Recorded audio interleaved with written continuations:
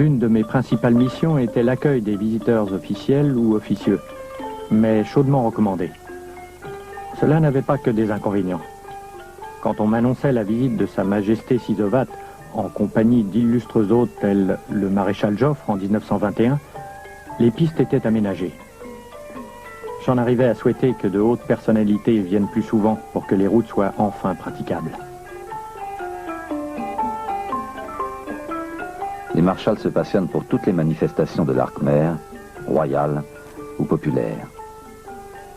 Sappho écrit un livre sur la danse. Marie et Henri ont pour ami le peintre Georges Grolier, premier Français né au Cambodge. J'avais de l'admiration pour Grolier qui parcourait le pays en tous sens. Il était à l'affût de toutes les manifestations artistiques des Khmers. Dans l'un de ses livres, il y a une description particulièrement juste. Le peuple khmer actuel est comparable à la forêt qui recouvre une partie du pays.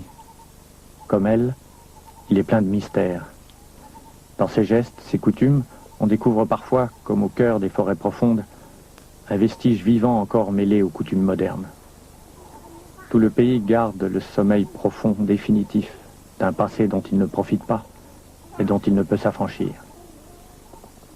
Comme Grolier, j'avais constaté une certaine décadence artistique due à l'introduction d'objets occidentaux. Cela corrompait le goût de ces artisans khmers, habitués à se transmettre de père en fils des motifs ancestraux où l'art d'encore se reflétait. Grolier se bat pour éviter que cette culture ne disparaisse à tout jamais. En 1920, il crée à Phnom Penh l'école des arts cambodgiens et le musée Saro, dont il est le premier conservateur. Grolier expose les sculptures et objets recueillis à travers tout le pays, en particulier ceux provenant d'Angkor.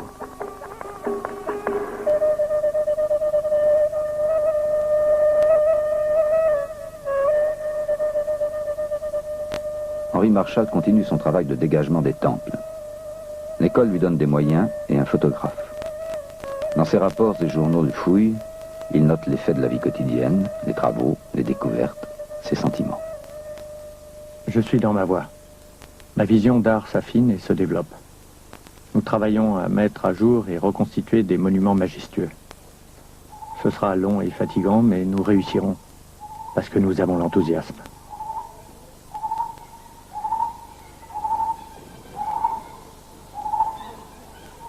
J'avais sous ma responsabilité plus d'une centaine de temples répartis sur 400 km² qu'il fallait protéger du vandalisme et du pillage.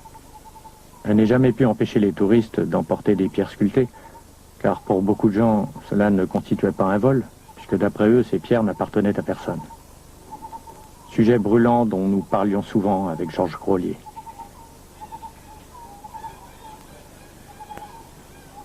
L'école ayant remplacé mon éléphant par une auto, je pus m'occuper des ruines éloignées telles Bantasrey. Ce petit temple avait dû sa notoriété à une affaire de vol de pierre qui fit quelques bruits à l'époque. C'était en 1923. Un jeune écrivain d'avant-garde, André Malraux, amateur d'art dont il commerce un peu, lit les textes juridiques et s'aperçoit que les ruines de Bantasrey ne sont pas légalement protégées.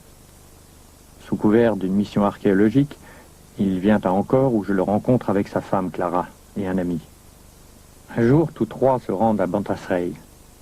À mon insu, ils y arrachent des sculptures à l'aide de scie et repartent en bateau pour Phnom Penh. À bord, les malles sont ouvertes, les comparses arrêtés. Georges Grolier accumule les preuves, le procès fait grand bruit. Malraux en fera la matière de son roman, La Voie royale.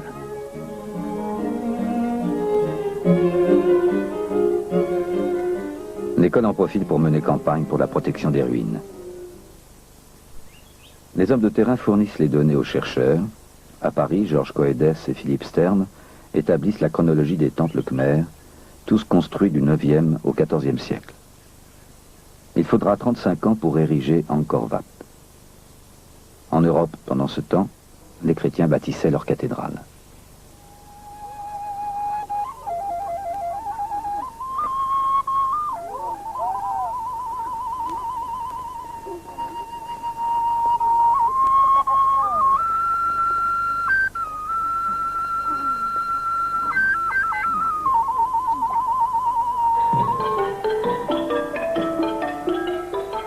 1928, le roi Monivong succède à son frère Sisovat.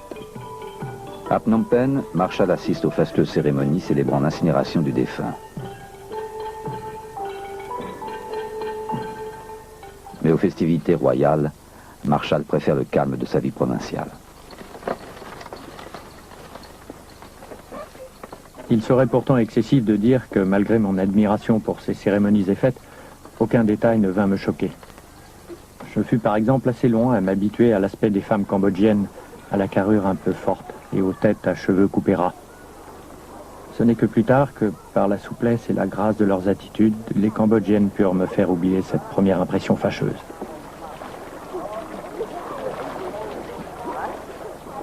Marshall l'oublie si bien qu'il donne une sœur à sa fille Sapho, Sally, de mère cambodgienne. Sapho ayant atteint l'âge de voler de ses propres ailes, Marie, avec beaucoup d'abnégation, accueille et éduque Sally, comme si elle était sa propre fille. Après l'affaire Malraux, Marshall est de plus en plus sollicité. Pour de nombreux écrivains et artistes, Angkor devient une escale obligée, une source d'inspiration. Pierre Benoît et son roi lépreux, ou Claudel, qui n'apprécie guère les temples. Angkor est bien l'un des endroits